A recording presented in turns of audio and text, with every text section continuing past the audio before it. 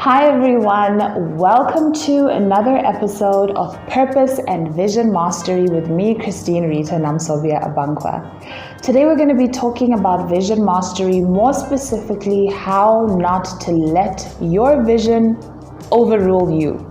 Now we know vision is an amazing compass that helps you get through the storms of life, helps you navigate your achievements so that you can remain focused on what really matters and not get distracted along the way, whether it's by your successes or your failures. You want to remain hungry for your vision. So then it seems a bit strange that we would be talking about not allowing your vision to overrule you, right? Well, you'd be surprised how many times this happens to us and we don't even realize what is taking place beneath the surface. So what does it mean to allow your vision to rule you? When you see the bigger picture and you so desperately want the end result to be realized, sometimes you can get very discouraged when things don't seem to be going in a way that will make the vision a reality. It's very important to remember that your vision is like a staircase.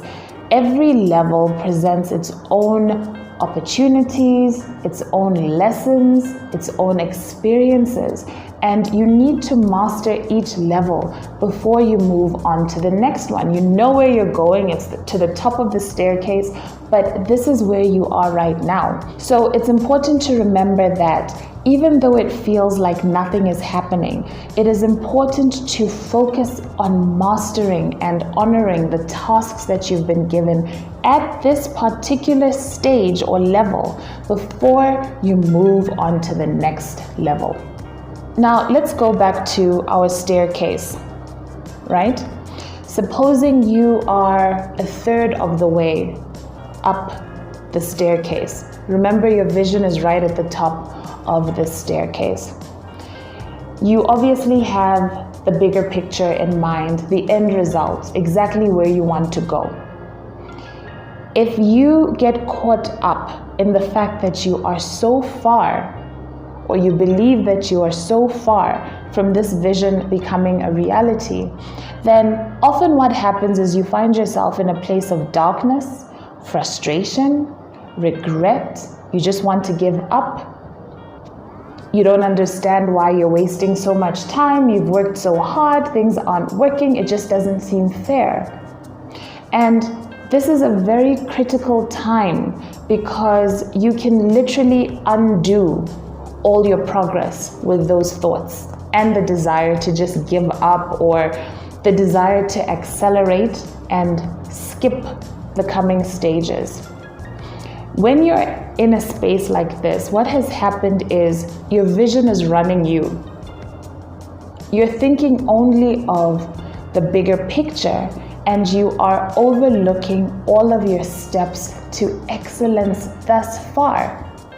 If you are 1/3 up the staircase, then there are obviously steps below. Even if you are only on level 1, there's the ground. You came up from the ground. There are things that you had to do, work that you had to put in to come up off the ground. So if you have 50 steps ahead of you and you're only on step number 4, do not overlook all of the steps to excellence that you have already taken. Remember, just because it feels like you are stagnating doesn't necessarily mean that you are. Now, this is where your vision kicks in again. When you feel like you're stagnating, remember all of the steps that you've taken to get to where you are and how you overcame all sorts of things to get to where you are. And then you remember what's at the top of the staircase, which is your vision that keeps calling you. Now, a lot of times we are stuck in situations, jobs, and the like that we don't want to be doing. They have nothing to do with our ultimate ambitions and our visions and our gifts and our skills. And one thing that I have found to work is operating in your space of excellence. My mom always tells me about how her grandfather used to tell her that whatever you do it well. This is very important because when you excel at whatever you're doing, even if it's not what you want to spend your life doing, you start activating the spirit of achievement and your space of excellence. And as you achieve more and you excel more, the energy field around you starts to change. You start to see opportunities because of the frame of mind that you're in. You start to attract people who can see what you are worth. Your mindset starts to change. You become more positive. All of a sudden, you find yourself making more vision-oriented decisions. There are countless stories of people who have been met excelling at what they do, even if they don't particularly like it. It may be as random as somebody saying, how much are these people paying you? Come and work for me. And that opens so many other doors for you. And next thing you know, you're not doing that work anymore. You're doing some other kind of work, or you meet somebody who has the golden idea that you've been looking for. And more than anything, this helps you to manage your own emotions, because when you're in a dark space, you keep attracting more of that darkness. So gratitude for what you have done up until this point, recognition of your gifts and the skills that you have acquired, an appreciation for the experiences that you have had. Activate the spirit of achievement, which flows into all areas of your life, and at some point things will start to change.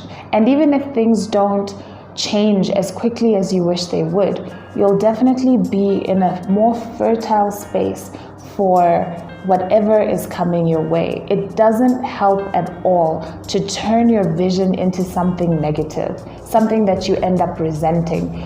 Everywhere you go, you're thinking about what you don't have and what you haven't achieved and how unfair life is. And what is so sad about that is the energy that you're putting out does nothing to attract the people, the situations, the circumstances that you need to make your vision a reality. So I hope this has been helpful to you. If it has, please feel free to like, share, and subscribe so that we can reach more people who need to hear messages like this.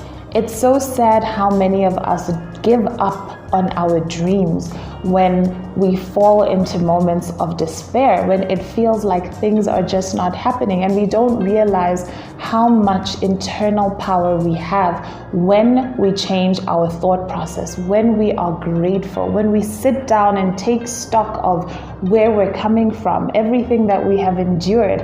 If we've done it for 50 steps, we can do it for 100.